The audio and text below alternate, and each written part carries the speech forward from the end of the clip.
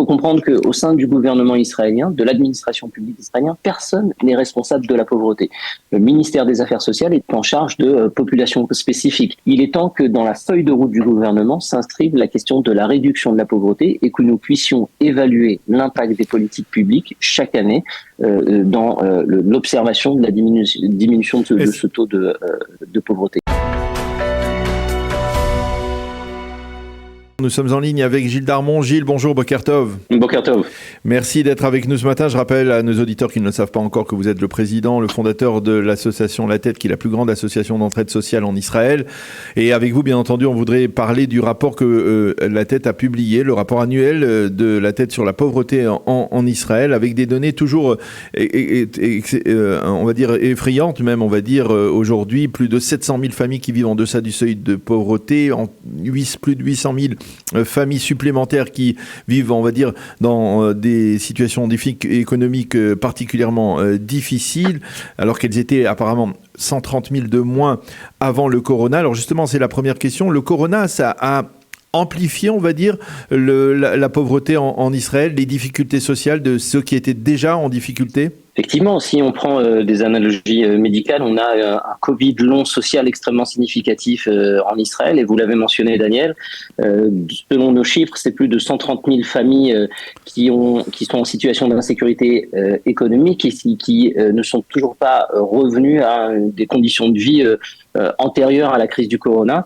Et en fait, ces 130 000 familles, elles sont je dirais en équilibre. Ce sont des familles qui sont en risque de tomber en situation de pauvreté. L'année 2023, malheureusement, ne va pas être très favorable. L'augmentation significative des prix, la cherté de la vie en Israël font que ces familles-là sont dans un grand danger de rejoindre le bataillon des 700 000 familles pauvres en Israël, comme vous l'avez mentionné, Daniel. Donc il y a un espèce de Covid non social qu'on continue à rencontrer sur le terrain avec les associations avec qui on travaille, et qu'il est important d'adresser de la manière la plus urgente possible, de façon à ce que ces gens-là ne soient pas irrémédiablement dans une situation de pauvreté. Et parmi, on parle des familles, mais dans ces familles, il y a les enfants. Et quel est le nombre aujourd'hui d'enfants qui sont considérés comme étant en deçà du seuil de pauvreté, en difficulté sociale extrême? On a, selon les chiffres, malheureusement, c'est un chiffre effrayant, puisqu'on est autour de 1 172 000 enfants en Israël qui vivraient en situation de pauvreté, selon les chiffres de La Tête.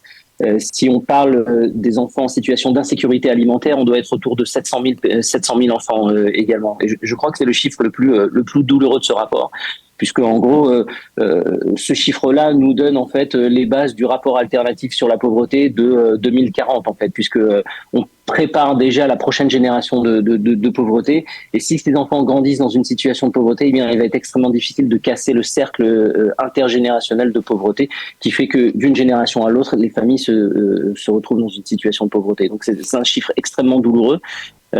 Qu'il est urgent d'adresser, et c'est possible en fait, puisque tout ça dépend d'une volonté politique. Voilà. Nous avons plusieurs exemples qui, dans d'autres pays dans le monde, des gouvernements, à partir du moment où ils ont fixé notamment la question de la pauvreté des enfants comme objectif prioritaire politique, eh bien vous êtes capable, en prenant les bonnes décisions, de diminuer cette pauvreté de l'ordre de 20, 30, 40%. Et c'est ce qu'on attend aujourd'hui du gouvernement en place et de tous les gouvernements précédents. Hein. Le rapport alternatif sur la pauvreté, ça fait plus de 20 ans qu'on le publie. Il faut savoir que durant ces 20 ans, on a vu le nombre de pauvres en Israël multiplié par 2, alors que la population israélienne dans son ensemble a connu un accroissement de 50%. Donc on est vraiment au cœur de ce sujet de la pauvreté. On est dans une dimension énorme qui fait que, c'est ce que nous disait le président de l'État d'Israël avant-hier quand nous lui avons remis en main propre le rapport alternatif sur la pauvreté, en réaffirmant le fait que pour lui, la question de l'inégalité sociale et de la pauvreté, c'est une véritable menace existentielle pour l'État d'Israël, et qu'il est urgent de s'attaquer à cette question de façon significative. Alors, une véritable menace, mais et vous parliez à l'instant du gouvernement en place, on ne sait plus quel est le gouvernement en place, c'est le gouvernement sortant aujourd'hui, mais le gouvernement de Benyamin Netanyahou doit revenir au pouvoir, et manifestement on voit bien que le ministère des Affaires sociales, c'est pas la priorité des ministres, c'est pas le ministère le plus convoité. J'ai toujours une question à poser. Il y a un paradoxe entre entre le sentiment général qui fait de l'État d'Israël une puissance économique en pleine prospérité, avec des taux de croissance bien plus importants que ceux de la plupart des pays de l'OCDE, avec un taux de chômage quasiment nul, avec même une inflation qui est modérée par rapport à d'autres pays aujourd'hui en pleine crise. Comment on explique ce contraste ? Écoutez, c'est sûr que c'est sans doute le paradoxe le plus insupportable de notre société, où probablement l'État d'Israël est à un pic et à son record de prospérité. De l'autre côté, nous avons un nombre de pauvres qui n'a jamais été aussi haut. En fait, comment le pays qui s'enorgueillait d'être le pays de l'égalité sociale, le pays du kibbutz, est devenu en l'espace de 2 ou 3 décennies un des paragon de l'ultralibéralisme et de l'inégalité sociale. Alors, il y a plusieurs explications selon moi. La première, c'est que c'est une tendance mondiale. C'est pas simplement en Israël que ce genre de phénomène existe, et que la disparition de la classe moyenne notamment, et l'augmentation des inégalités va en augmentant. Eh bien, ça se passe un petit peu partout dans les économies développées. Maintenant, le fait qu'on soit dans une économie extrêmement petite,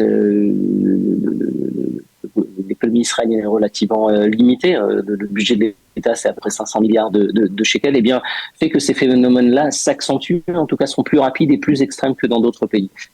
Enfin, je pense que les changements économiques et les changements structurels en Israël se font extrêmement rapidement, et c'est ce qui nous a amené à cette situation-là.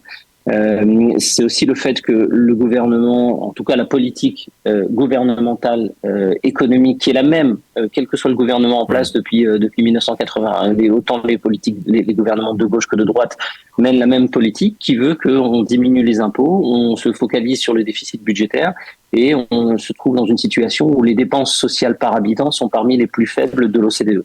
Oui. Donc le résultat est direct. À partir du moment où vous n'investissez pas de moyens, de ressources, d'argent sur les questions sociales, eh bien vous avez les chiffres que nous venons de soumettre, 2 600 000 personnes en situation de pauvreté, le taux de pauvreté parmi les personnes âgées, un des plus élevés de l'OCDE, malgré l'augmentation des allocations de compléments de revenus qui a eu lieu l'année dernière. Quand nous avons interrogé les gens qui étaient soutenus par l'organisation La Tête et qui étaient en situation de personnes âgées et de pauvreté, eh bien 75% de ces gens-là se considéraient encore dans une situation de pauvreté. Donc les efforts restent encore importants à faire. Il y a eu quelques déclarations pendant la campagne électorale qui nous laissent envisager la volonté peut-être du futur gouvernement de faire un effort dans ce sens-là. C'est notamment les déclarations du parti Chasse et leur volonté d'investir 1 milliard de shekels sur le sujet de l'insécurité alimentaire. Là, je crois qu'il y a un rendez-vous à ne pas rater avec les citoyens israéliens de valider cette promesse électorale et que cela devienne une réalité.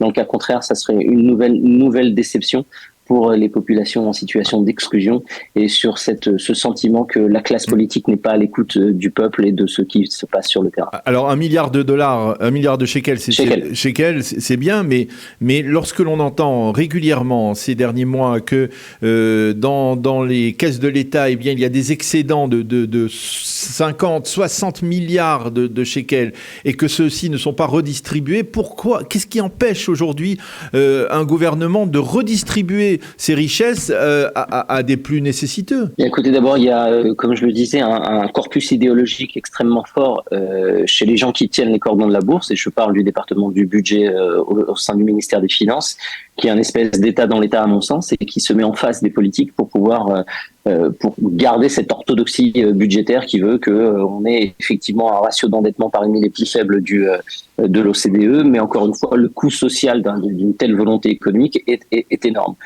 Ça, c'est la première chose. La deuxième chose, je pense que... Est-ce que ce n'est pas...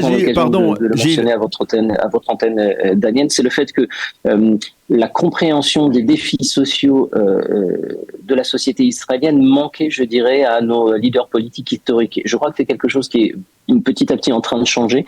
Il y a une prise de conscience que se positionner sur l'échiquier politique, c'est pas simplement se positionner sur des questions sur le conflit israélo-palestinien ou sur l'identité juive, etc. C'est aussi d'être capable de se positionner sur la question sociale et d'avoir des propositions à mettre sur la table. Maintenant, il faut comprendre qu'au sein du gouvernement israélien, de l'administration publique israélienne, personne n'est responsable de la pauvreté. Le ministère des Affaires sociales est en charge de populations spécifiques, des familles monoparentales, des personnes handicapées, des personnes âgées, etc., etc. Mais personne n'a la responsabilité de travailler sur le taux de pauvreté.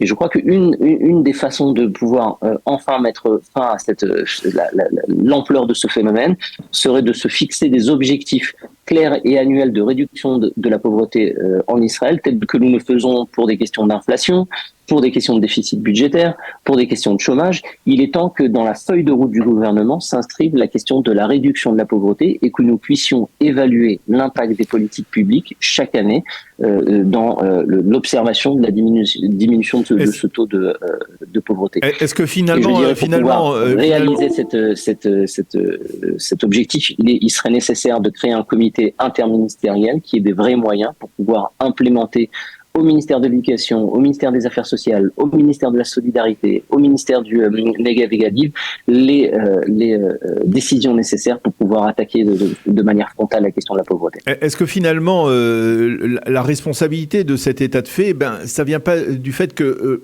au gouvernement, on se dit, il y aura toujours des associations comme La Tête ou comme des dizaines, des centaines d'autres associations d'entraide sociale qui seront là, qui sont le reflet de ce que l'on pourrait appeler la générosité, la Gmilut Rasadim, qui est inné dans le peuple juif, et que finalement, on n'a pas besoin de se préoccuper de cela, parce que le véritable ministère de la pauvreté, il est formé de toutes les associations qui se dévouent au jour le jour, qui collectent des fonds pour justement essayer de pallier à ce problème. Je crois qu'il serait inconscient de la part d'un responsable politique de faire le pari de la philanthropie. Si vous prenez la question de l'insécurité alimentaire, la philanthropie, dans une vision élargie, est capable de mobiliser sur ces sujets 300, 400 millions de shekels dans les années de générosité importante, alors que le besoin sur le terrain, il est de l'ordre de 4 milliards de shekels selon les estimations de La Tête. Donc vous voyez que l'écart est encore énorme, et j'ose espérer que personne ne fait ce calcul-là au sein du gouvernement israélien. Encore une fois, on a vu ces dernières années, que ce soit dans le gouvernement précédent, qui avait pour la première fois alloué 150 millions de shekels sur la question de l'insécurité alimentaire, dont 40 faisaient partie intégrante du budget, les déclarations politiques de certains partis du futur gouvernement, il me semble qu'il y a un début de quelque chose qui pourrait amener à un changement sur le terrain. Bien sûr, le temps où on pourra rentrer à la maison, Daniel, et les équipes de La Tête se reposer et prendre un café en disant nous avons rempli notre mission, ce temps est encore bien loin, mais je dirais que nous avons la sensation, après 20 ans de traversée du désert, qu'il y a un début de prise de conscience du côté du gouvernement sur ces sujets-là. Maintenant, seuls les actes démontrent la justesse d'une prise de position. Donc on attend avec impatience le prochain budget 2023, mars 2023, pour voir si ces déclarations et ces promesses de campagne deviendront réalité ou non. Oui, parce que vous conviendrez avec moi, Gilles, que lorsque Smotrich parle d'économie sur la base de la Torah, l'économie sur la base de la Torah, c'est de dire que d'un côté on n'est pas contre le capitalisme, mais sans oublier les plus nécessiteux, en étant à l'écoute et en tendant la main aux plus nécessiteux. Et ça, si on manque la moitié de l'équation, finalement on n'a pas résolu le problème. On est d'accord, on a la chance de vivre dans un pays où la solidarité est un acte majeur et important. Nous le vivons au jour le jour avec l'organisation La Tête, et c'est plus d'1 million d'Israéliens qui nous soutiennent sur les 18 derniers mois. Donc on sent cette mobilisation du terrain, on sent cette prise des consciences des citoyens sur le fait qu'il faut le faire quelque chose au quotidien dans notre immeuble, dans notre école, dans notre groupe d'amis, etc. Il y a une société avec une force de résilience incroyable. Je crois que c'est tout à l'honneur de la société israélienne. Il faut que les politiques suivent, je dirais cette fois-ci, le peuple, et ne pas laisser la question sociale de côté. Encore une fois, on voit l'émergence d'une prise de conscience. Il y a certains actes qui ont été faits, notamment la revalorisation des allocations de compléments de revenus pour les personnes âgées qui a eu lieu l'année dernière, qui était effectivement un geste extrêmement fort. Les promesses électorales du parti Chasse, notamment sur l'insécurité alimentaire. Et je dirais la volonté de concilier à la fois une politique libérale qui sera difficile à changer, puisqu'encore une fois, le département du budget tient à serrer les clés du trésor israélien de façon très ferme, mais de faire évoluer petit à petit chaque année ce sentiment-là, et que enfin on puisse atteindre des niveaux d'investissements sociaux, de dépenses sociaux par habitant, qui serait non pas parmi les meilleurs de l'OCDE, mais disons juste atteignons la moyenne. Oui. Soyons parmi les élèves moyens en termes sociaux et vous verrez que la situation en Israël, la qualité de vie en Israël augmentera de façon significative. Eh bien, Gilles Darmon, merci beaucoup d'avoir accepté de répondre à nos questions ce matin au lendemain de la publication de ce rapport, donc annuel de la tête sur la pauvreté en Israël, avec beaucoup de raisons d'être inquiet, peut-être quelques raisons tout de même d'espérer. Merci beaucoup d'avoir été avec nous ce matin. Bonne journée. Merci, Daniel.